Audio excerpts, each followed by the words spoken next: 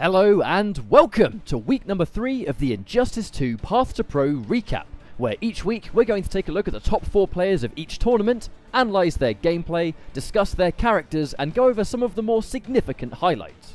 Once again, this week's tournament was streamed and commentated by EU community member Mitsuones from Germany, who also featured in this week's top 8.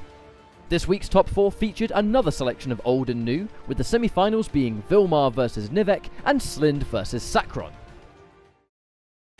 Vilma and NIVIK are both prominent Mortal Kombat players that have had their share of success in online tournaments.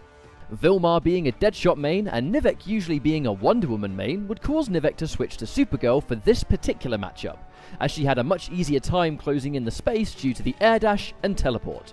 Both are effective versus Deadshot's defensive capabilities.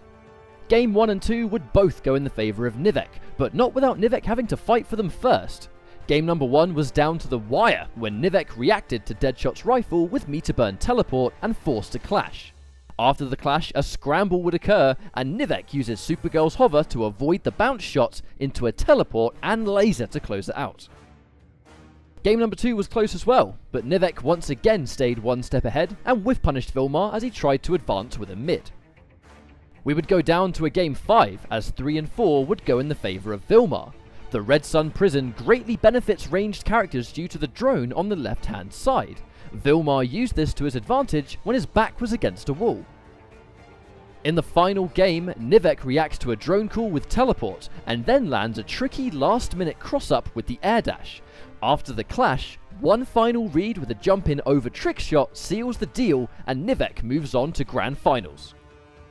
After taking second place in week number 1 to Madzin, Sacrum returned this week in the top 4, this time using all Aquaman.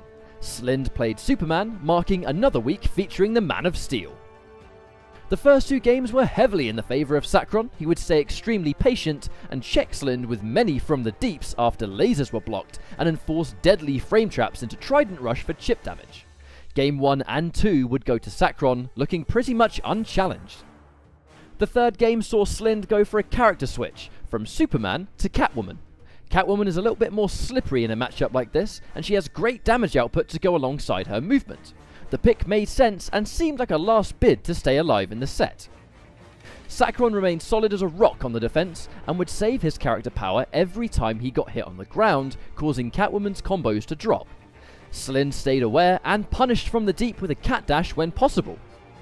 In the final moments of the third game, Slind would armor break Sacrum's meter burn back 3 and land a full corner combo, showcasing Catwoman's damage potential. Unfortunately, after the potential final hit connected, Sacrum still had a clash available and escaped with his tournament life.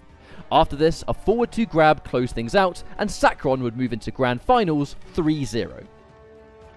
In the third place playoff, Vilma looked extremely comfortable. Deadshot's 6-frame forward 1 does a great job at challenging Superman's forward 2-3, making it difficult for Slind to apply pressure. In the final game, Slind was able to get some damage on the table, but shortly after, Vilma would land some significant hits of his own and contest with decent damage in return. Even though Deadshot is a keep away character, this character can mix too. The final round saw a clean whiff punish from Vilma into full screen presence once again, and Slind failed to recover. His life chipped away and the victory went to Vilma 3-0, who would take third place of week 3. Sacrum and NIVIK went head to head in week 3's grand finals. We wouldn't see NIVIK use Wonder Woman at all this week, in favour of a Supergirl pick which he rocked for the first 2 matches. Again, this could very well have been to get around the strong grounded game that Aquaman enforces. NIVIK appeared rather impatient in the matchup and would be consistently trip guarded by Aquaman's back 1. On top of this, Supergirl struggled to keep up with the damage output of Aquaman, and Aquaman's character power made it difficult for him to get launched when Supergirl actually landed a hit. This prompted a swift return to the character screen after game 2. To everybody's surprise, Wonder Woman was not the character NIVIK changed to. Instead, he selected Black Adam. The next 2 games went to NIVIK, and we went down to a game 5 once again. In this final match of the tournament, it went down to the absolute wire. At the last minute, NIVIK gets tagged, but despite having 4 bars of meter, he decides not to air escape and save his bar for a comeback instead. Sacrum drops his combo and whiffs a forward 2. This is when NIVIK decides to cash out all of his meter and go for the super to close the tournament with a bang. Unfortunately for him, Sacrum recovers in time, blocks the super and clutches the tournament away, making Sacrum your Week 3 winner. Week 4 is the final week within the month of Power. To sign up yourself, visit play.eslgaming.com/injustice. Thank you for watching, and we'll see you there.